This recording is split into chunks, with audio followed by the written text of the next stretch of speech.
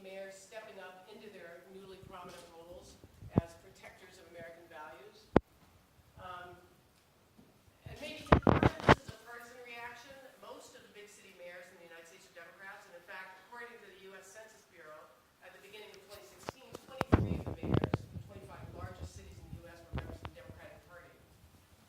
Regardless of their party affiliation, they're going to get stuff done, right? For their neighbors, people they see, in the neighborhood, people they see in the city hall, their constituents, their communities. They're much more directly accountable than people in national government are. So regardless of elections on a national level, regardless of climate change denial and trying to build a wall and populist rhetoric and symbolism, city mayors have to deliver. Water, sewage treatment, trash removal, road maintenance, public transportation, public safety, education. They don't have the luxury of standing on abstract principles. They have to deal with day-to-day realities and facts. And as is the premise of this institute, in fulfilling these local mandates, mayors and regional government leaders are addressing the human rights of their constituents, rights to water, sanitation, education, fairness, and dignity. So cities are addressing human rights in their day-to-day operations, whether they know it or not, whether they acknowledge it or frame it that way or not. As advocates, we argue that local governments have an obligation to take their constituents' human rights into account as they set city policy. We also argue that this is a win-win proposition for them. They're recognizing a human rights framework that undergirds the cities or regional government's work is a very effective and responsible way of carrying out these functions of local government and of interacting with their constituents. The human rights framework has the potential to create a unique connection between local constituents and their governments. And as we heard earlier this afternoon, the idea of local human rights implementation is energizing and empowering the grassroots activists and advocates. And the idea of local human rights implementation can help a city act affirmatively to address human rights issues before they fester and grow through human rights education and shared understandings and processes between community residents and institutions. As we heard, cities and local activists around the world have taken up this challenge of local human rights implementation.